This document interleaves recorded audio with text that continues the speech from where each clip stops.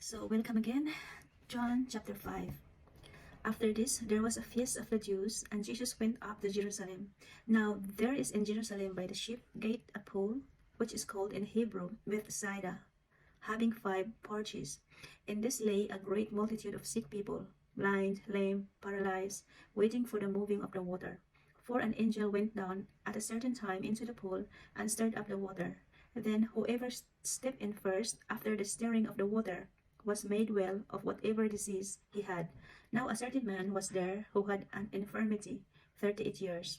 When Jesus saw him laying there and knew that he already had been in that condition a long time, he said to him, "Do you want to be made well?"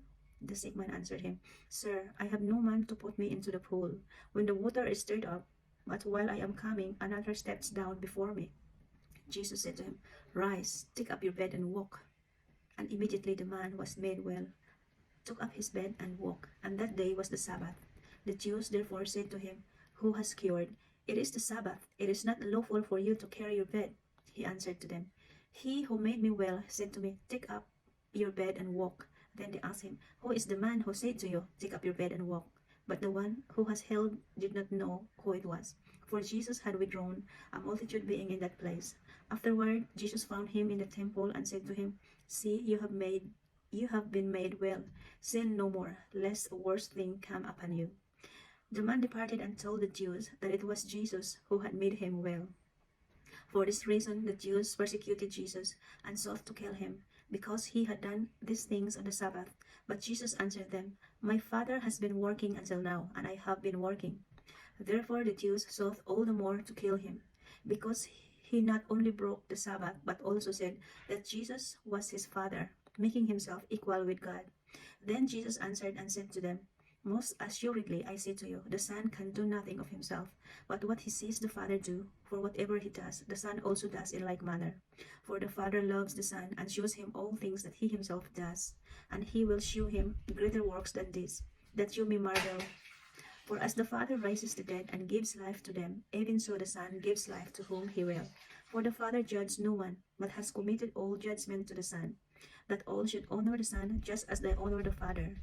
He who does not honor the Son does not honor the Father who sent him.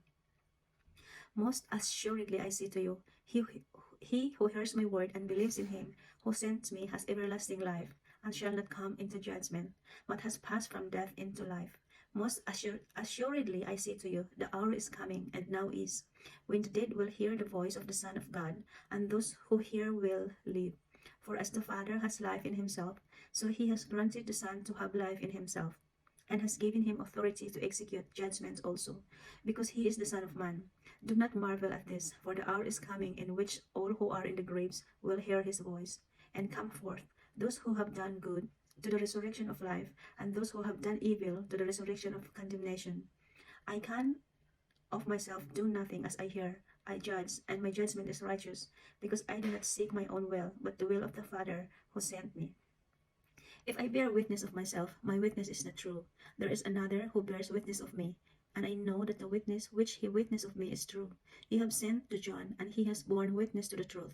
Yet I do not receive testimony from man, but I say these things that you may be saved. He was the burning and shining lamp, and you were willing for a time to rejoice in his lights. But I have a greater witness than John's. For the works which the Father has given me to finish, the very works that I do, bear witness of me, that the Father has sent me, and the Father himself who sent me has testified of me.